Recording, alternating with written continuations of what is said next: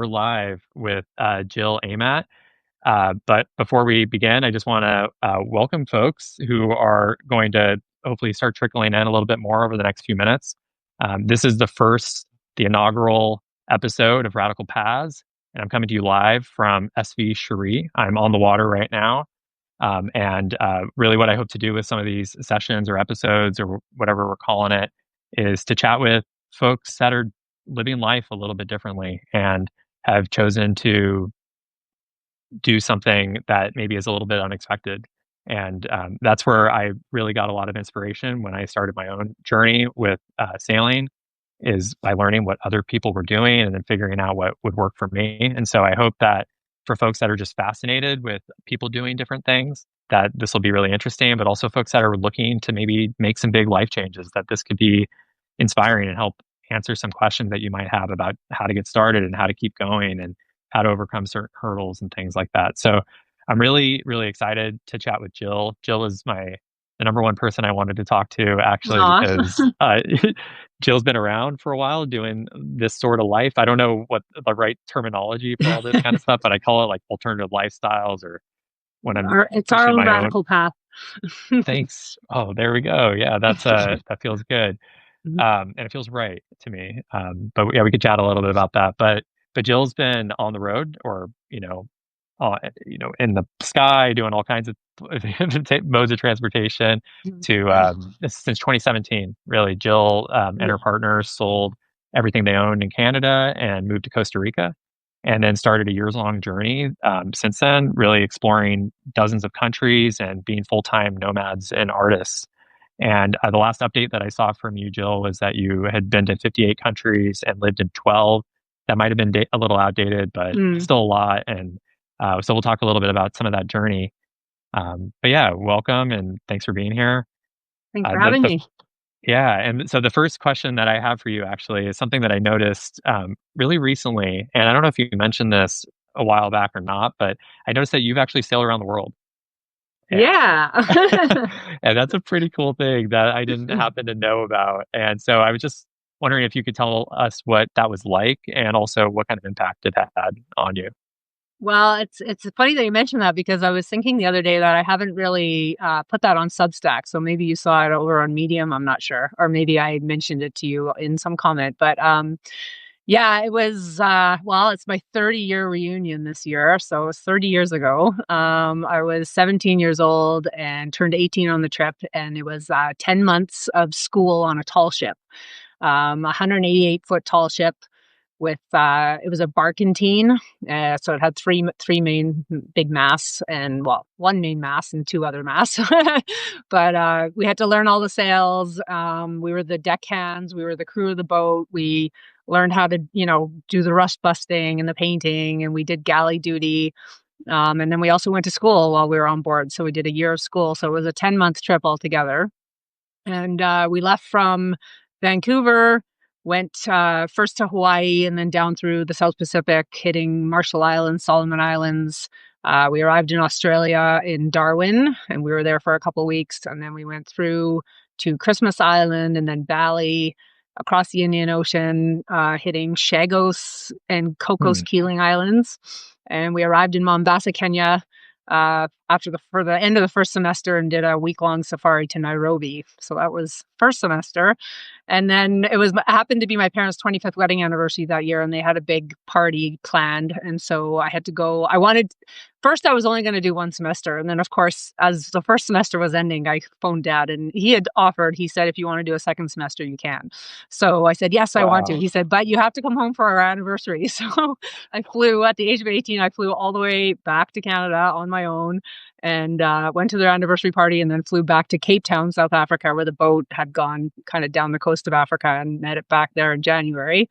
And then we went up to Namibia, across the South Atlantic, stopping at St. Helena, where Napoleon was exiled, Hmm. and hit the coast of Brazil, and then went up the eastern seaboard through the Caribbean up into, like, we hit a few spots on the east coast. New York was one of them, Boston, and then we finally finished in Nova Scotia, Canada. So yeah. Wow.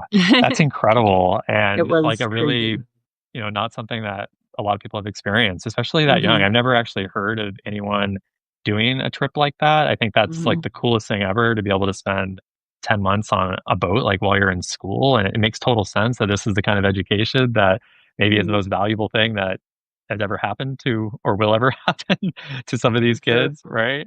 Yeah, I Uh, mean, it's one of those moments though where it's like, "Okay, now what?" You know? It's yeah, like some of these young guys who, go to Everest in their 20s or whatever, and then they kinda think like, "Okay, now I've done that, what do I do next?" You know? So, yeah, it absolutely. was It's a pretty high interesting. bar. And Mhm. I know you did go to Everest after that. So Well, that's not funny. not to the top of Everest, but to space camp, yes. Yeah, You which have is done some awesome. reading. Right, I did a little bit of reading. You made it easy actually on Medium. For people that are listening, Jill has an amazing Medium page that she's been writing for years now, at least 3, but also just really great timelines about where you've been and what you've learned along the way and who you are and everything. And so you made it really easy for me to get a download of all of your journey. That's great. But yeah, jumping into what you are doing now, and I know it's an evolving thing that you are constantly doing, is just embodying being a nomad and really going around the world and living life as it comes to I want to know a little bit more about that, but I if you could just maybe start from the beginning and talk about really what made you uh, take that jump where you decided that you wanted to do something different, that your life in Canada maybe was not what you wanted to be, and that you were ready for some big new change. Right. Well, I really think that Class Afloat was the name of the program, the sailing trip that I did. I think, that set the stage for understanding how much was out there in the world, you know? I mean, for some, I suppose that would be a trip that they would do and think, "Okay, I've been there, done it all." But for me, it only made me realize how much there is to see and how diverse we are, as people, how differently we live, the different foods we eat, the way we believe, our religious beliefs or whatever. And it really set the stage for wanting to explore. However, my mom had one insistence that I go to college. And as soon as I kind of derailed, I mean, I went to Nepal after Class Afloat and I actually I was 19 when I organized that trek for 7 friends. And we were all 18, 19, 20. And we went to Nepal for a month and trekked to Everest Base Camp. But I had done it previously with my parents. That's a whole other story. But anyways, so I should have kept doing that, honestly. But what happened was I went to college, and then when you go to college, you have to get a job and work in your industry and all these things, and sort of one thing after the other happened, and I just fell into sort of a normal routine of life. Got married, had the house, tried to have kids. It didn't work, and I'm thankful for that now. And all those things. And it wasn't until sort of, I guess, mid 30s where I sort of realized, I've been living my life for other people, to please other people, to be part of the status quo, to, be normal in society. I just wanted to be normal. And I think that also stemmed from that sailing experience because I come from a small town, Canmore. It's in the Rocky Mountains in Canada. And when I grew up there, it was like 2,500 people, maybe up to 4,000 it grew, but now it's over 20, I think. So it's grown quite a bit. But I went on this crazy adventure and then came back, and none of my friends, I couldn't relate with anyone. And this is actually when I talked to the other floaties, as we call ourselves, they had the same experience. So we all kind of went on this big adventure and came back to our normal lives. And, it was just like, it was so weird to people, or it was so awkward. And I just felt like I just want to be normal, and I sort of fell into this normal existence.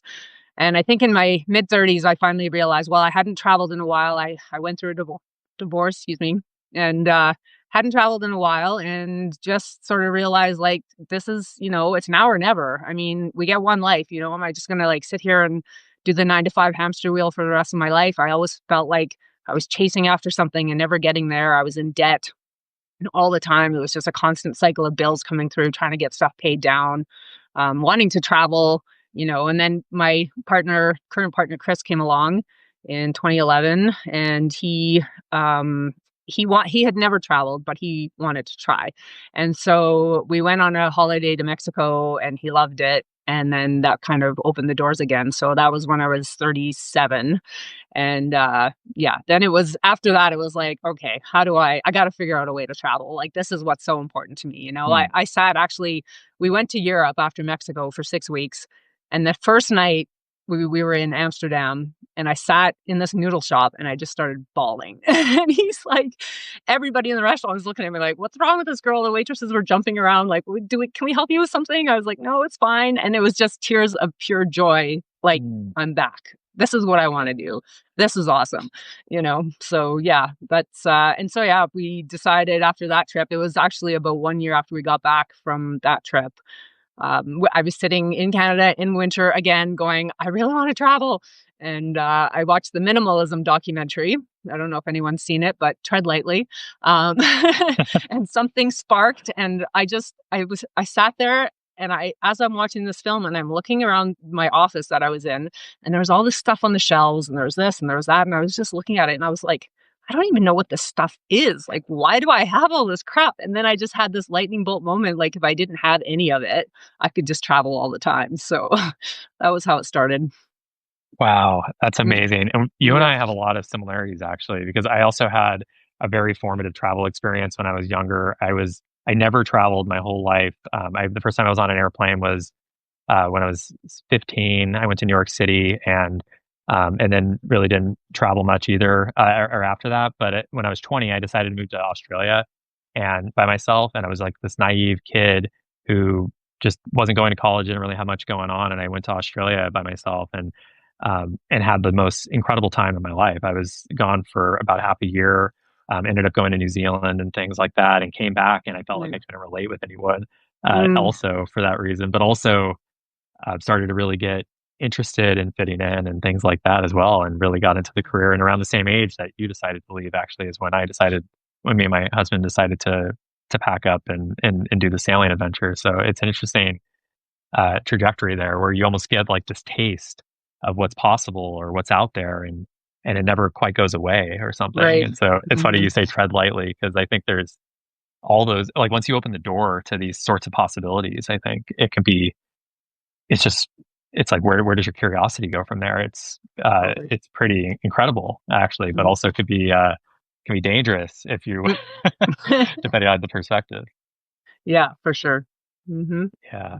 But I'm curious also, when you left, did you have an idea that you were going to be gone indefinitely? Or I know you went to Costa Rica originally, and you've told me in the past that the first 10, I mean, you were there for about a year, maybe or so, or am I Not wrong? quite. That Yeah. No. Yeah. Costa Rica was, I think 4.5 months initially, okay. but yeah, we sold absolutely everything. We sold. I mean, yeah.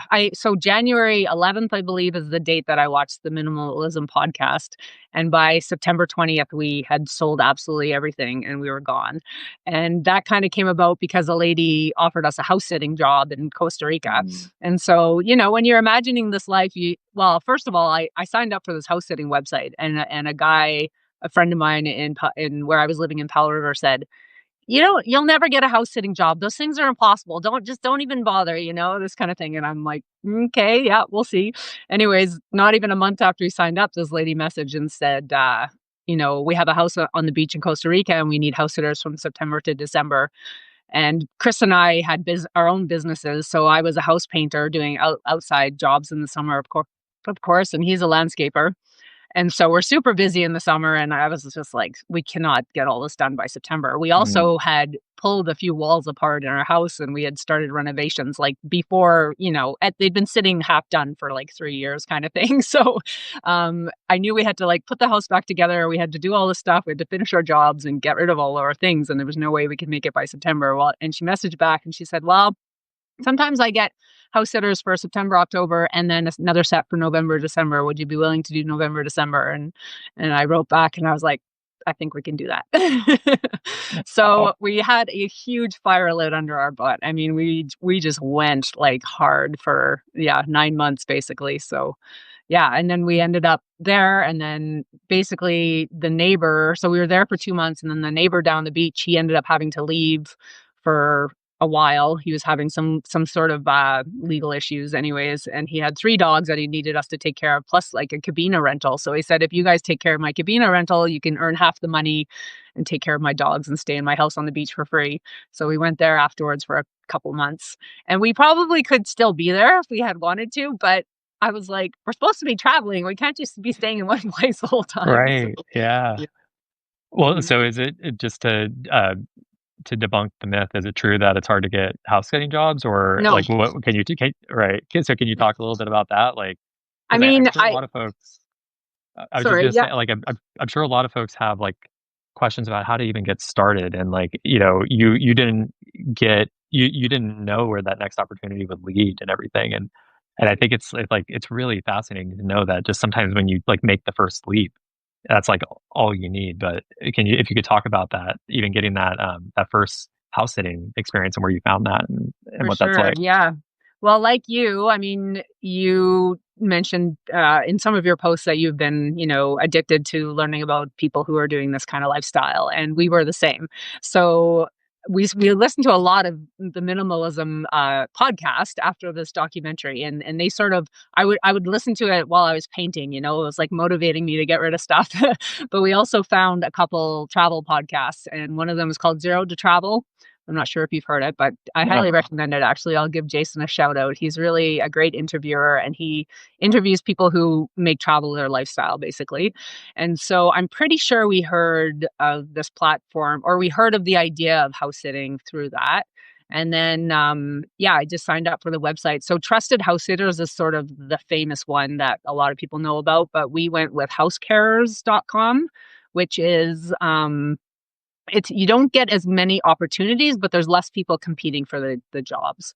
And we quite often have people messaging us actually on that platform saying, you sound like a great fit for our house sit and pet sit or whatever it is. Would you be available? So I think the secret to that is to just have a really good profile. You have to put the effort in to like really talk up your interests, talk about who you are. I mean, now we have a website we can share, and we have a YouTube channel, and all these places they can go and learn more about us. So that really helps. But in the beginning, it was just we had pictures of us with our pets and that kind of thing, just to sort of make people feel comfortable that you'd be good in their house too. So That's yeah. great. Yeah, that's awesome. And also just to get back to that question about I mean, given that you did sell everything, it sounds like you were really planning to be gone indefinitely, basically. Is that a fair assumption? Yeah, sorry, I skipped over that part. Yeah, I did not want to be like, on some island somewhere and my water heater breaking down. Like so Mm. many people told us, keep your house, just rent it out. Like, what if you want to come back? And I was just like, no, I don't want to come back. This is it. Like, and it's true. I mean, we actually were at a volunteer job, which is another thing I know you want to talk about. Yeah. Earlier this year, we almost could have thrown a rock across the water at the town that we used to live in, and we never went there to even visit. We were just like, we are out of here.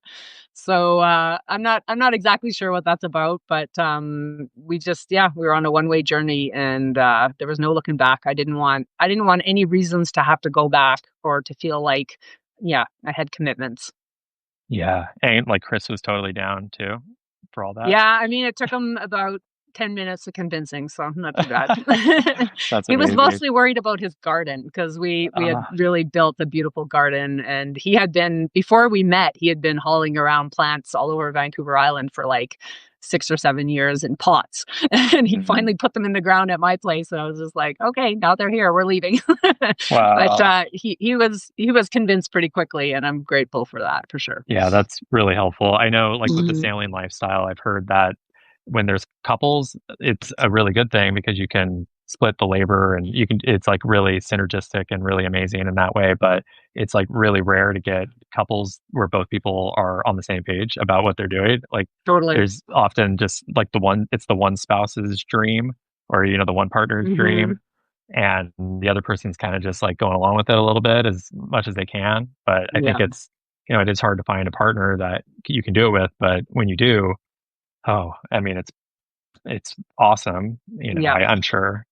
Yeah, Mhm. for most Yeah, people. absolutely. I mean, I'm so grateful for the fact that we both have such similar interests. I mean, we're very different people, but at the end of the day, we're both artists. We both love gardening.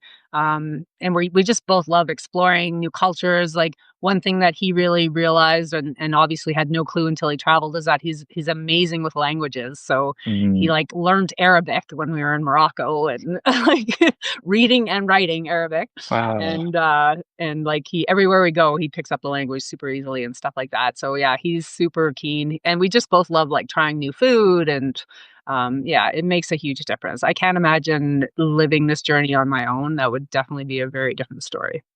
Yeah, yeah, absolutely. Yeah, we'll get it to that a little bit actually about just like some of the community aspects of or what it's like to move to different places and be on your own or be new and only have your partner, all that.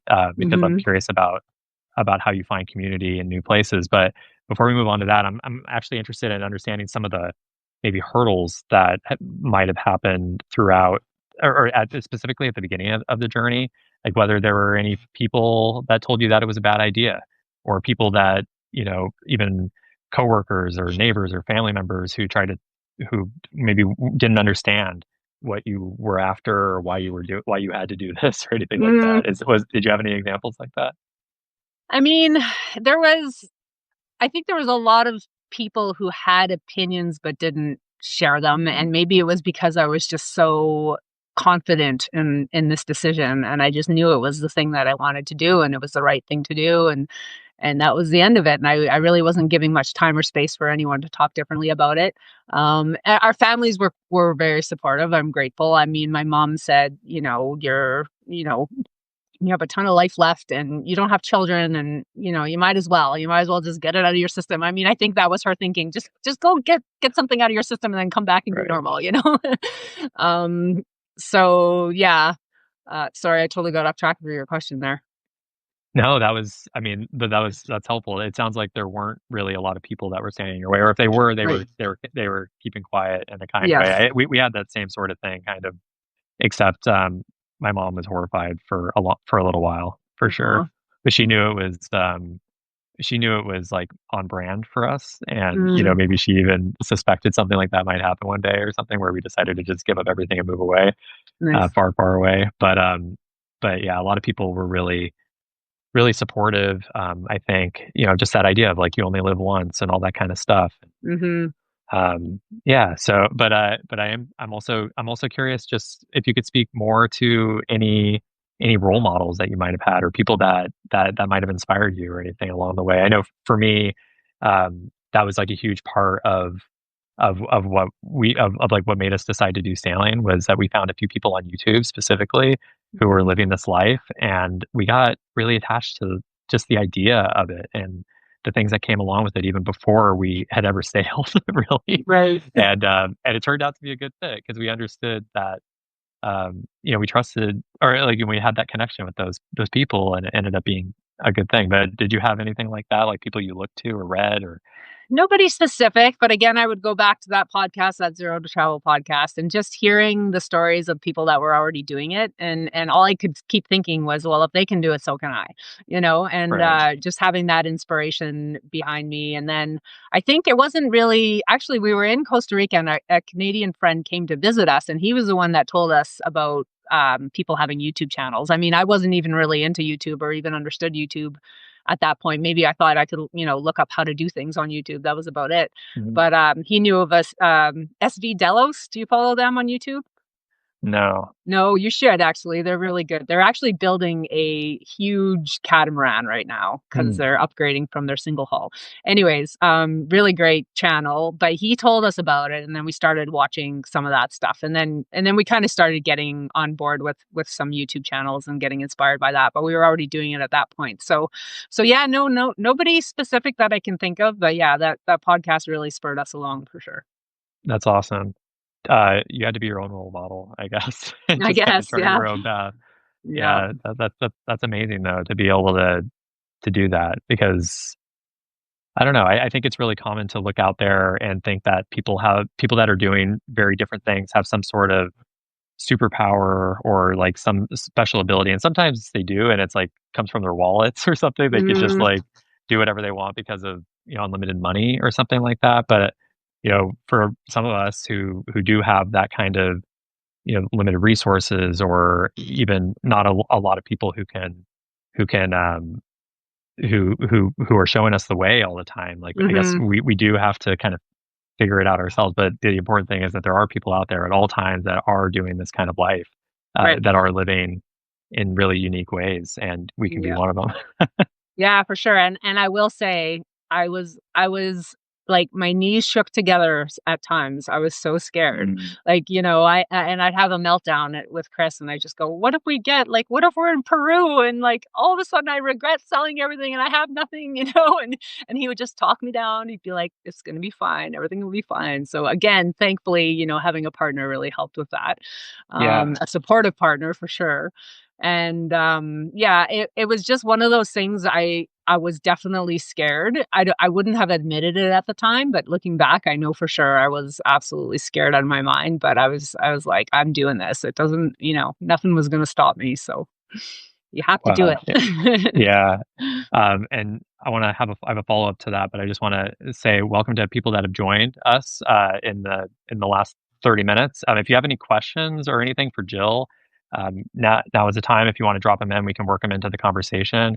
But thanks everyone for being here. This is really cool to have this experience to talk to Jill and just to share some more about a radical path, an example of people doing something a little bit different. But to follow up on that, Jill, you have mentioned in the past that some of those like knee shaking moments seem to have like abated over time. That maybe within the first 6 months or year, you've kind of given me some of that hope for myself as I have had my own shaky moments in the first couple months of my own Mm. life change. But can you talk about some of that? Like, it has now that you've been on the road for 7 years, or has some of that gotten better? Uh, Oh, for sure. I mean, something that we've realized, we've been in the trenches these last few years. Like, mm, we have been down, down, down in the trenches. So you kind of come to a point. Actually, I had a guy in March that a friend that we met, and he was just looking at me where I was telling him our story and whatever, and he goes, "Aren't you scared you're gonna run out of money?" And I was like, "No, because it already happened." wow. So it's like you get so resilient, and I feel, like, resourceful, no matter what, we'll figure out a way. Yeah, you just do. You have to. You know what I mean? Like, if you want to survive, you got to figure out a way. So, it does. There are times where I'm just, yeah, like, why? How did we get here? What's going on? But you just have to find your way back out of it again. So, Wow. those times are definitely less frequent now, Mm, and maybe non-existent. But it's still, there's still moments where I think, well, again, it's the chatter, it's other people's chatter about, well, what are you going to do when you're old? Like, you can't, you're going to be tired and you can't be doing this forever, and, all this kind of talk. So, mm, yeah, you're just kind of constantly navigating it. And every day is a day to make decisions. And that's just how we look at it. We really have learned to live in the moment and live in the present, not worry about what's down the road, just focus on what step I need to take next to get us to where we need to go. And I think that's the coolest thing that this lifestyle has brought for sure. mm. That's amazing. And you feel like you have gained resilience over time. Absolutely. Yeah. Yeah, that's Mhm. cool. That's something I'm looking forward to myself. That's actually one of the things that motivated me to go on this trip was, when I was looking at my or trip, the life as a trip, I guess. This is my Mm. life now. But one of the things was that even with my predictable life, I knew that things could change. The economy could go down the tubes, or I could get laid off, or there could be wars, or there could be political turmoil. Like, I mean, there is Mhm. now even, and even my predictable life was not s- always predictable. And so I wanted to gain a little bit more of resilience, actually, Mm. just for whatever might happen in life. And that is one of the benefits of doing this, is realizing that you can kind of get through to the other side, For sure. um, no matter what. And I haven't had like those zero moments. Like, I think I've had like ones and twos in terms of like really bad, scary moments. What They're am I very doing? acute. Yeah, for me, I think it's like more because it's only been a couple months, but like they've been more like moments where we think we're gonna die for like a couple minutes on Yeah. the sailboat. Uh, but I haven't had like those zeros or like those sustained like holy crap yet. But I know they're gonna come, and Mm. But I was thinking, it'd be interesting to chat a little bit about some of the ways that you have figured out how to make ends meet on the road. I know I've read a lot about how you've, how you paint murals and you Mhm, house sit, of course, we already talked about, but you've also volunteered in exchange for housing and I believe in exchange for food. I'm not sure about that second detail, but if you mhm. could talk a little bit about some of these different opportunities that you found in addition to house sitting, to make ends meet on the road. Sure, yeah. So, well, I started kind of right off the get-go, I started a couple Etsy shops. While we had been in Canada, I had kind of started getting some, they're called fractals. I'm not sure if you're familiar with them, but it's like geometric designs Mhm. printed on fabric. And I had been selling stuff, just to friends and people in Canada a little bit. So when we got to Costa Rica, it took me like a couple weeks of sitting there pretty much doing nothing to realize like I got to do something, you know. So I started the Etsy shops, and they were pretty good right off the bat. They kept us going a little bit. We had a little bit of money from selling everything, but not Mhm. as much as we would have liked. And then plus we started making a bit of money at this cabina rental right away, so that helped. But when we had first arrived in Costa Rica, before we even got to our house sitting job, we stayed at a hostel, and the hostel owner found out, well, Chris is a tattoo artist, and he was actually tattooing one of the staff members at the hostel in the hostel, which I was thinking the owner wasn't going to like it. But he comes in, he goes, "Oh, you're artists? Can you paint me a mural? I need a mural painted, and you can get a Oh, free room." And I was just like, "Oh, that's a thing, okay."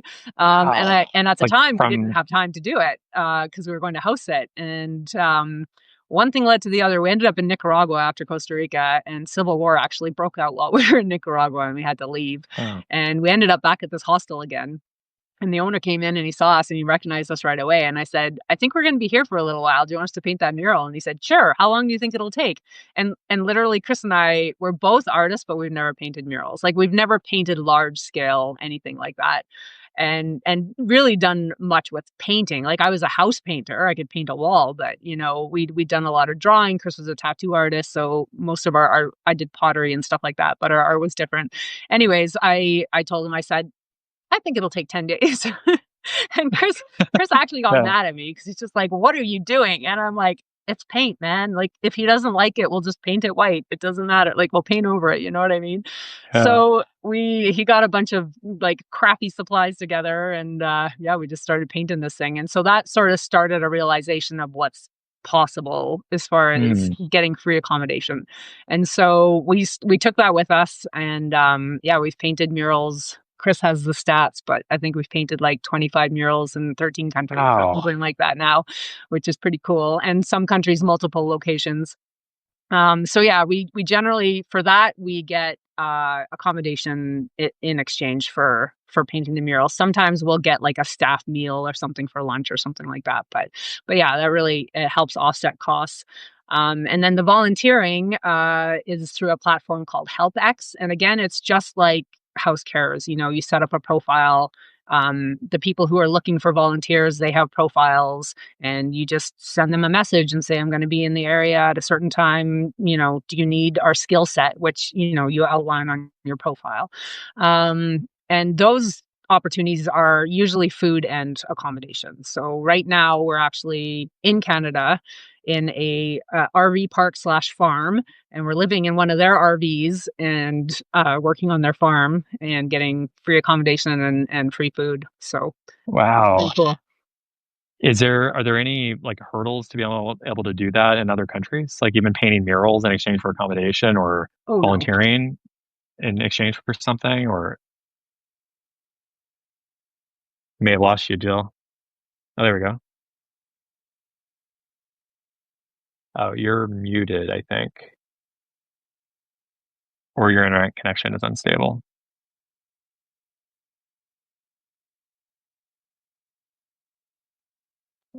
Maybe hopefully it's not me. I'm not hearing you, Jill.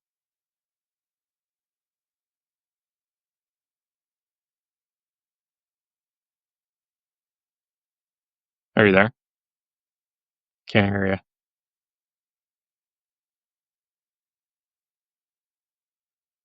Hmm. Or if anyone can hear Jill in the chat, let me know. Testing, testing. No, I can't hear you. Um, hmm. Let's see. Was So I just muted and unmuted. Is that something that you can do? You can't hear me either. Um, all right. Let me All right, well, we're still here with our guests. Maybe Jill will be able to rejoin. Um, but it's cool to see all of y'all. I'm I'll just improvise here. I am coming to you live from SV Cherie. It's 10 o'clock at night, and I'm in Long Island, safe from the hurricane. And it looks like Jill has joined again. Let's see.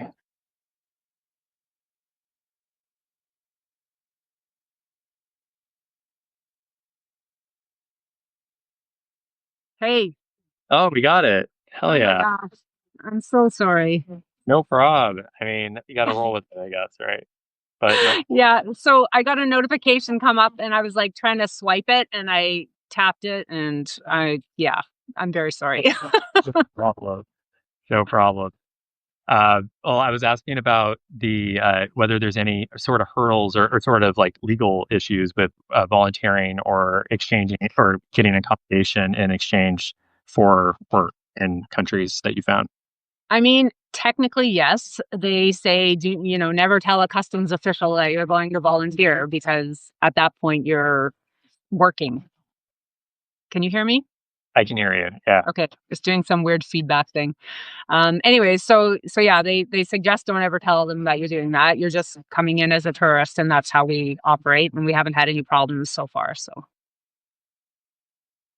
Hopefully, did my headphones again. So um, that's good to know. That's cool. Yeah, I'm actually wondering about that when we're on the road with our boat. I've already been thinking about how I want to make like chocolate chip cookies and sell them to other boaters for like $10 a piece or something crazy. I don't know if it'll work, but we can also just like make little things.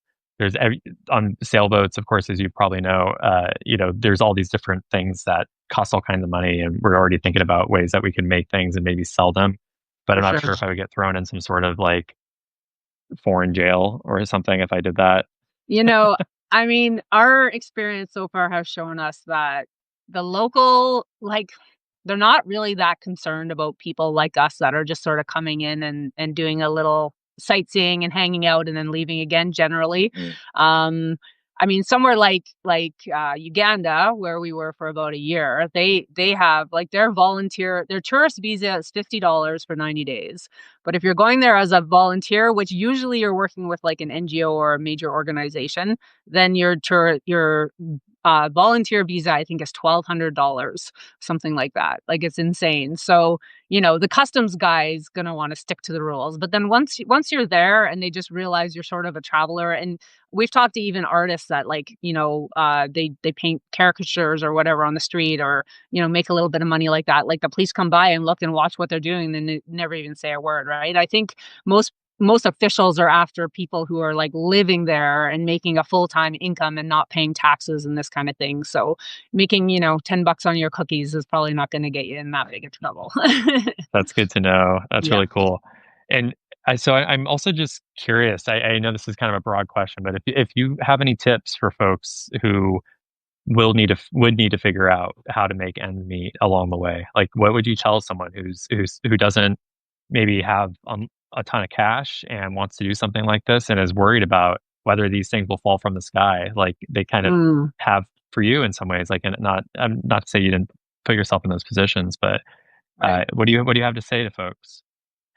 I mean, I guess for us, we've just been really focused on doing things that we like to do and that we're interested in. And, art is certainly one of them. And then I got more into writing. I mean, I started with a blog and then got onto Medium and started making money writing that way. But it was something that I enjoyed doing, and I knew I had a lot of things to write about and a lot of stuff to say. And yeah, we just really focused on doing things that we enjoy.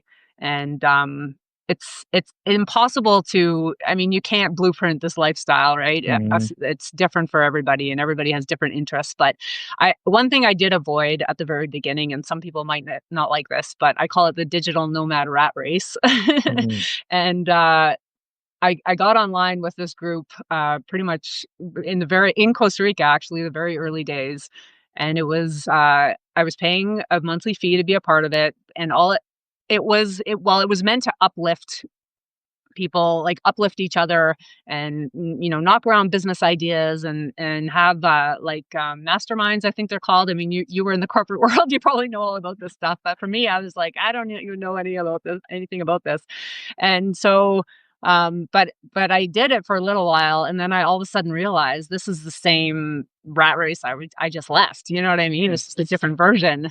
So many people are just so desperately looking for things to do or a way to make money, but they don't even enjoy what they're doing. And I think that's what really leads to burnout. Mm. You're constantly just running around on the hamster wheel, even though you're sitting on a beach in Bali or whatever, but it's the same thing, just a different way. So if you can try and really like dial in and talk to locals, like I think that's such a big thing too, is just like try to talk to locals, see what communities need. Like, I think a lot of us travelers are we're here to see things and that's it. And we want to get back out again.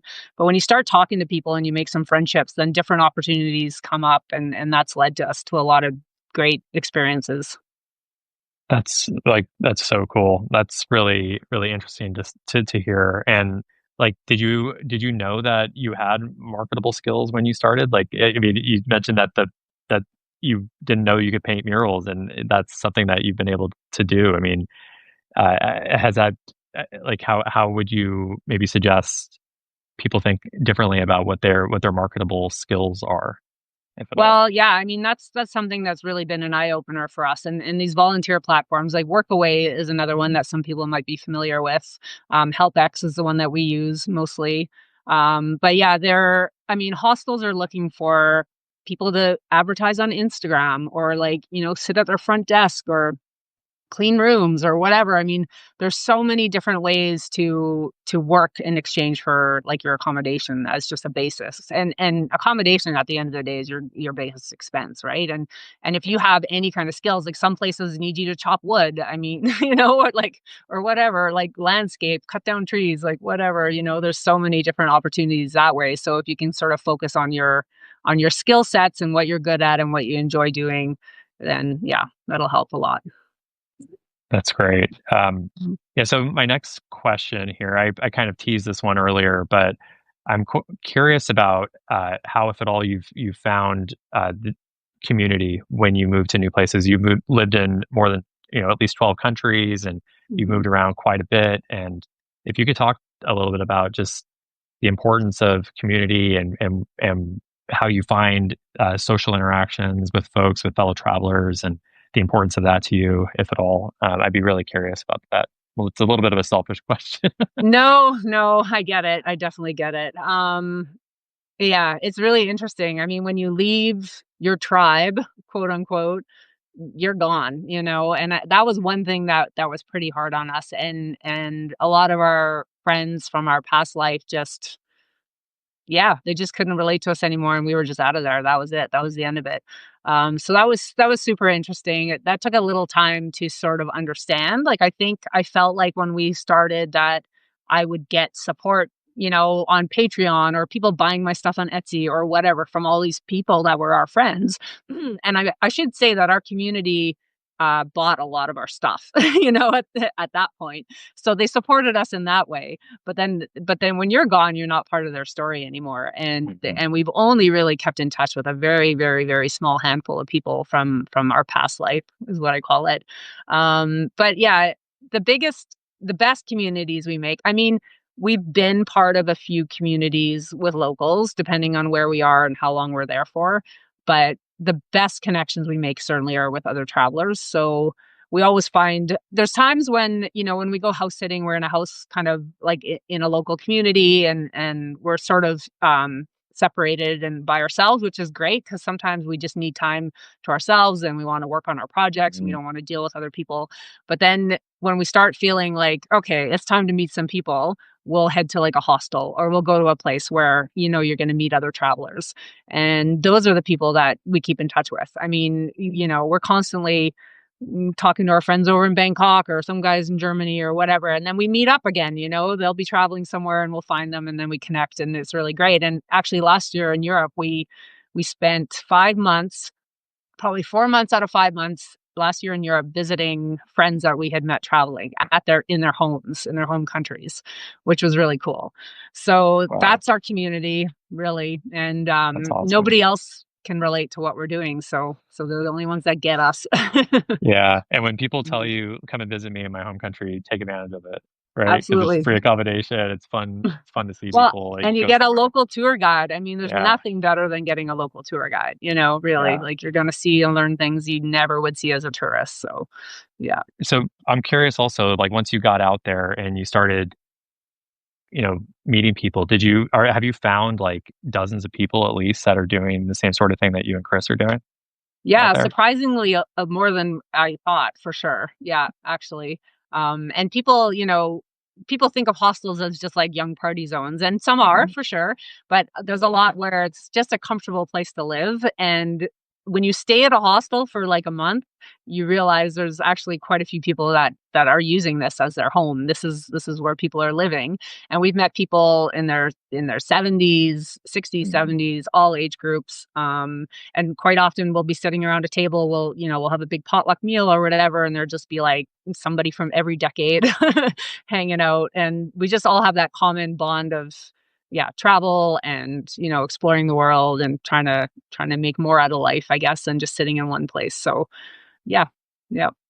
That's really cool. I have a similar I always stay in hostels when I travel, and I've gone to quite a few countries actually in my own I haven't talked about this much in my own, uh, writing quite yet, but I've always stayed in hostels, Mm, and I swear I probably saved tens of thousands of dollars in my life, like, not staying in hotels or something, yeah.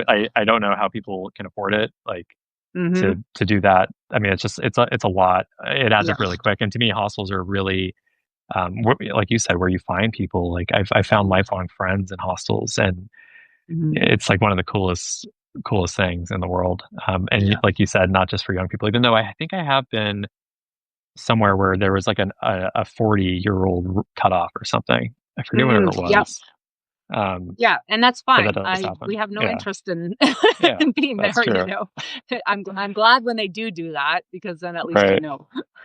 right, exactly. Yeah. Yeah, and just for Uh, reference, I'm 40, almost 49. So I made the decision when I was 40. And it took a year to sell everything, and it'll be 8 years in September since we took off from our town. mm, So yeah, we're not spring chickens. And there's judgment. I mean, that's one thing we face, especially when we come back to Canada. We don't really on the road because we're meeting locals and they're just interested in who we are and they don't really care what we're doing. They're just curious, why are you in my country? This kind of thing. yeah, But and then other travelers, of course, get it, so we don't have to worry about them. But when we come back to Canada, there's some serious. When are you going to settle down? You can't do this forever, this kind of thing. So we find we actually struggle quite a bit when we come back to Canada, mm, and most of the reason that we're coming back now is because my parents are aging and I'm an only child, and I just sort of want to be a bit closer to them, at least part time. So we've sort of committed since 2023 to being in Canada 6 months of the year, and then mm, traveling 6 months. So yeah. got it. What is the term nomadic mean to you? Like, how do you define that and relate with that term? I feel like nomadic is somebody who is free to go anywhere at any time, I guess.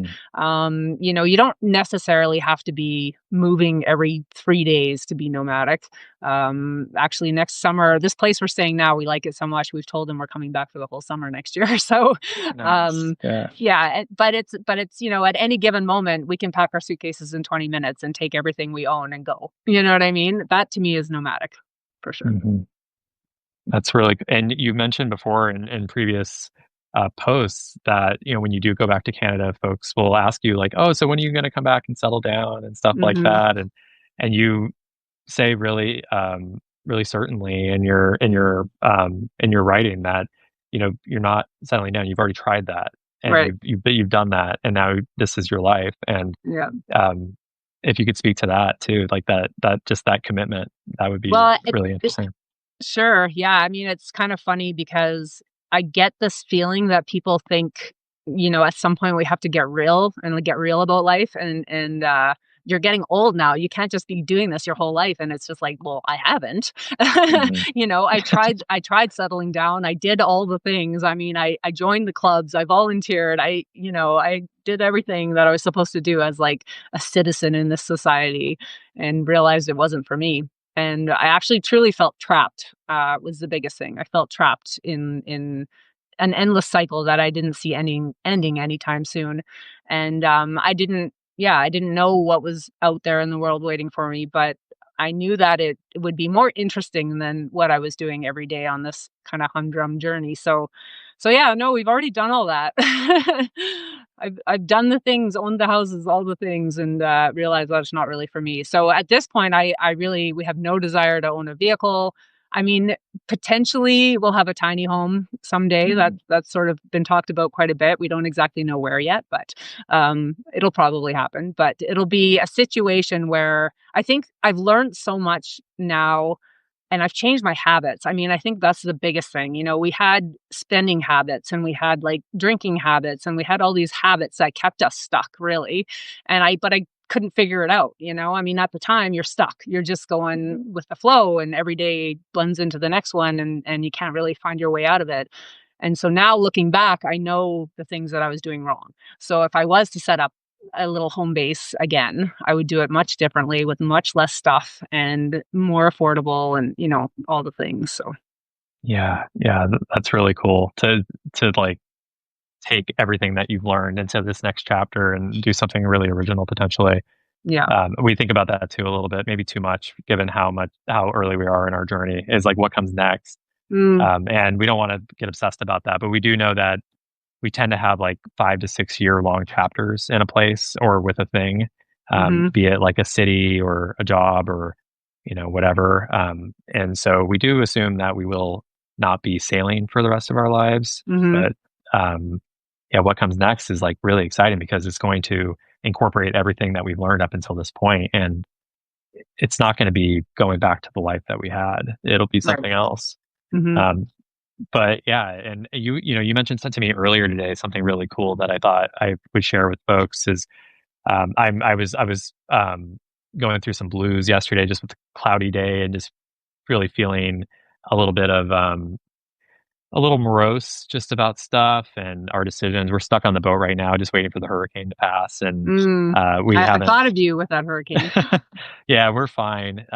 Thankfully, there's some like high winds, but nothing crazy.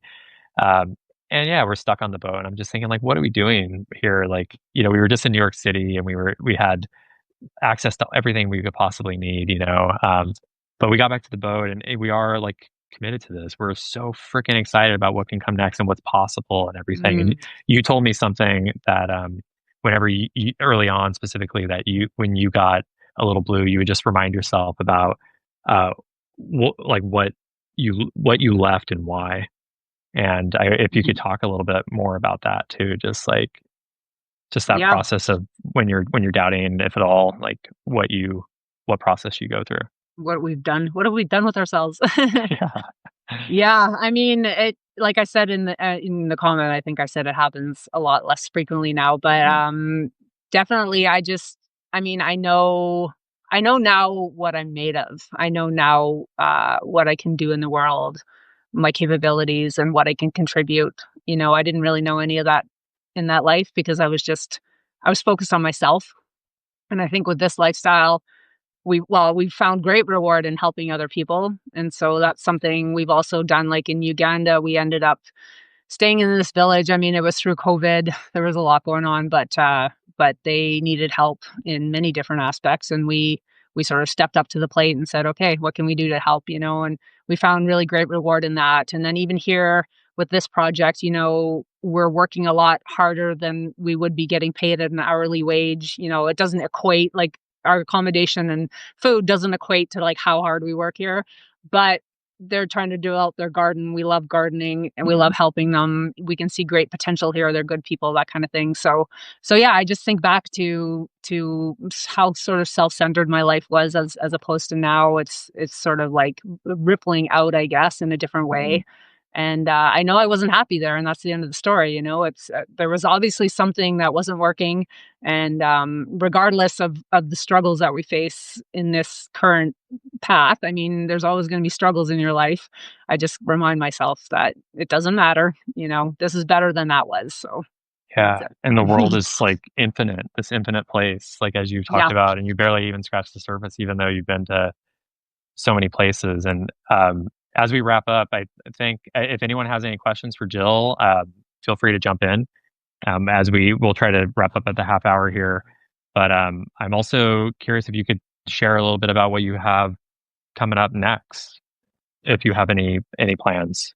Sure. Yeah, we're super excited actually. We're going to take the train across Canada, which is something I mean, most people don't even realize you can take a train as a passenger in Canada anymore because so many of those services have been cut back.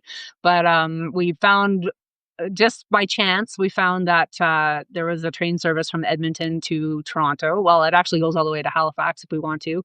But I have a reunion in Montreal, which is the Class Afloat reunion, the 30-year Uh, reunion. That's this year. So we're making that journey. So we're taking the train to Toronto. We're going to be visiting a bunch of friends. Chris has never been east of Manitoba, so he's really mhm. excited. I actually, when I went to college, I lived on Prince Edward Island, and then I worked in Nova Scotia. So I'm very familiar with the East Coast, but it's been 20 some years since I was there. So I'm super excited to go back there. So we're doing the reunion, and then we're going out to Cape Breton Island, which is part of Nova Scotia, and we're volunteering again. So we're going to be at a resort in Cape Breton for 6 weeks. And then a friend of mine in Majorca, Spain, needs us to house sit over Christmas. So Wow, that's as okay. far out as we can go right now. Yeah, and is that like a multi-week kind of Yeah. gig? Yeah, like 19th to the 9th, I think. 19th of Okay. December to January 9th. So yeah, it'll be And great. that gets And you to then Europe, which is yeah, cool. Like, it gets you, like, across an ocean, so who yeah, knows where it'll lead next, for right? sure. Yeah. Yeah. And then we told these guys we'd be back in April. So we Okay. have the winter to putz around and see where life takes us. And that's how it goes, right? Like, you'll get it would if you could share that philosophy a little bit about just, like, how you fill in those gaps, that would be interesting to hear too. Yeah, well, we try to plan as little as possible. I mean, this is a pretty big plan for us. Once we get to Europe, it'll be like do the house sit, and then okay, now where do we feel like going? And we'll just book.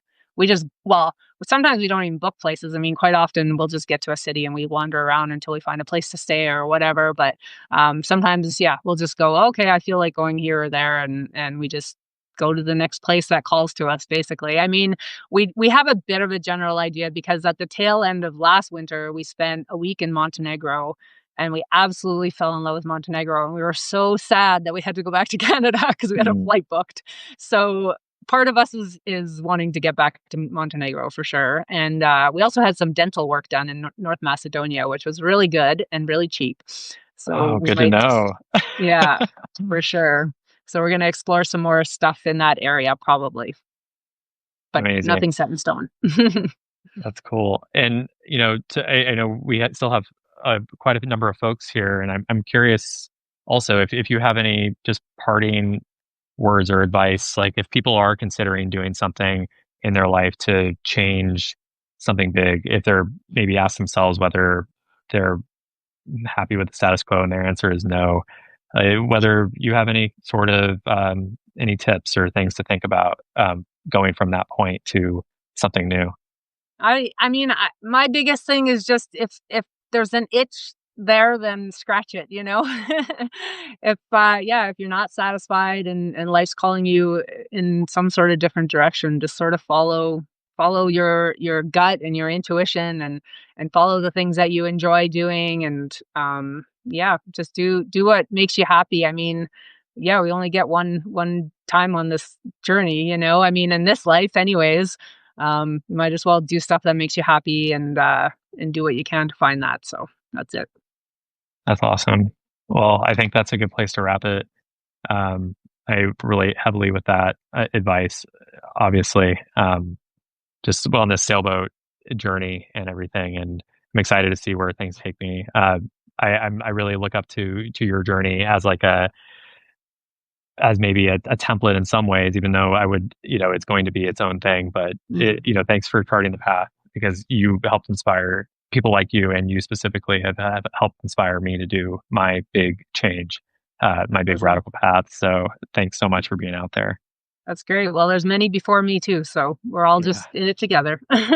yeah, and then who knows? Maybe it'll become more common. Just as I've been hearing rumblings about how even younger generations, like uh, Gen Alpha, or I think that's what they call themselves, or someone calls them, that they might have a little bit more of a different philosophy about careers and being at a certain in a certain place and doing the things their parents did or their grandparents did, and it'll be Mhm. interesting to see. I'm kind of curious if more people found out about the sailboat life and the fact that we get free accommodation. Actually, Yeah. just being on our sailboat, if people would be more people would be interested in that, but Well, we'll and see. that is such a great I mean, I often think it would be nice to have a little mobile home, a camper or a trailer or something, but then I think about how limiting that is because, you can only stick to certain continents or whatever, but, yeah, it is nice to sail and to have that cozy place for sure to call home. So, and Absolutely. I've done a little bit more than just that one major trip, so I kinda know where you're at. But, Mm. yeah, Chris isn't, like, 100% onto sailing, so we'll see. Maybe one day we'll crew or something and see what it's like. Yeah, that's another trick actually, is Yeah. yeah, you can crew and, go around the world for free basically, or sometimes you Yeah. get to pay for meals, but, we'll talk Mhm. about that maybe in another episode of Radical Paths. Yeah. But we'll close it up, and so thanks so much for people joining us. That's awesome, and, Yes, thank you, I'll everybody. yeah, and I'll send this, as an email as well to folks, so people that weren't able to join live can catch it, in post. So, thanks so much, Jill, and thanks everyone for joining us. And I look forward to following you again on Substack. Of course, I want to maybe give you a chance to. Actually, the last thing I'll say, and I've probably already had people sign off because I've said this is the last thing. But if you just want to give some shout outs to where people can find you, that's a good end, probably. Yeah, sure, for sure. Yeah, we have a website, so artisticvoyages.com. So ARTISTIC voyages.com is our website. And I'm at Artistic Voyages on Medium. We're on YouTube, here on Substack. Um, yeah, that's most of the places, I think. Awesome.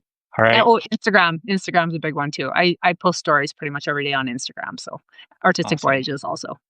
I got to follow you on Instagram. That's Oh, great. cool. Yeah. All right. Well, thanks everyone. All Thanks so right. much, Until Corey. next time. Okay. Of course. See ya. My pleasure.